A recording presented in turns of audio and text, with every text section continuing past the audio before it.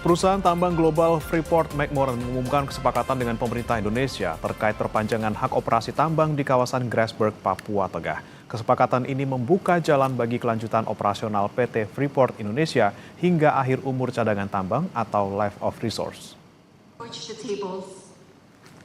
Presiden Prabowo Subianto telah menandatangani kesepakatan dengan Presiden Amerika Serikat Donald Trump terkait dengan perjanjian dagang Indonesia-Amerika Serikat untuk berbagai sektor. Salah satunya adalah Nota Kesepahaman atau MOU dengan pemerintah Indonesia dengan PT Freeport McMoran. Kesepakatan ini mencakup izin usaha pertambangan khusus atau IUPK PT Freeport Indonesia untuk memberikan perpanjangan hak operasi hingga seluruh cadangan tambang di kawasan Grasberg selesai dimanfaatkan. Sudah ditandatangani kesepakatan MOU antara Freeport dan juga pemerintah Indonesia. Dalam hal ini kami mewakili atas mandat yang diberikan kepada kami, sehingga pihak Freeport bisa meningkatkan investasinya kurang lebih dalam 20 tahun ke depan, nilainya itu $20 miliar, dan ini juga akan memberikan dampak yang positif kepada baik dari segi penerimaan pajak dan yang lain-lainnya. Oleh sebab itu ini tentunya akan ditindaklanjuti sehingga akan menjadi definitive agreement dalam waktu yang tidak lama.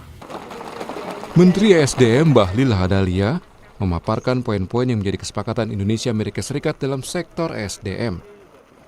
Bahlil juga menjelaskan Indonesia menganut asas politik bebas aktif dalam konteks diplomasi luar negeri, dan Indonesia sudah melakukan hal ini sebelum perjanjian tersebut terjadi.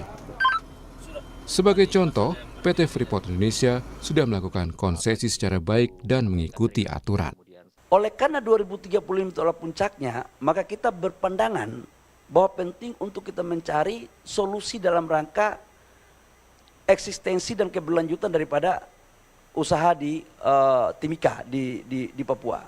Maka hari ini komposisinya adalah saham kita dari 100% itu kita punya 51%. Perpanjangannya ini kita lakukan dengan maksud agar bisa dilakukan eksplorasi di awal dengan menambah 12% saham kepada negara, jadi dilakukan divestasi.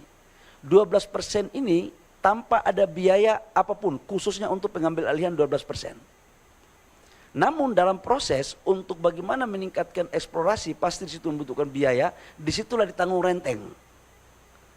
Nah, dengan demikian maka pada tahun 2041 negara akan mendapatkan saham 51 tambah 12% berarti 63, di mana penambahan 12% saham ini juga akan berkontribusi, akan dibagi sebagian kepada pemerintah daerah Papua, penghasil tambang. Selain perpanjangan izin, PT Freeport Indonesia juga berkomitmen meningkatkan dukungan bagi masyarakat Papua, meliputi pendanaan pembangunan 1 rumah sakit baru serta 2 fasilitas pendidikan medis. Di sisi hilirisasi, Freeport menegaskan tetap memprioritaskan penjualan produk olahan di dalam negeri, termasuk tembaga murni, logam mulia, dan produk turunan yaitu asam sulfat. Perusahaan juga membuka peluang memperluas pemasaran tembaga olahan ke Amerika Serikat sesuai kebutuhan pasar. Perpanjangan hak operasi ini masih menunggu penerbitan IUPK yang telah diamandemen oleh pemerintah Indonesia. Tim Liputan Kompas TV.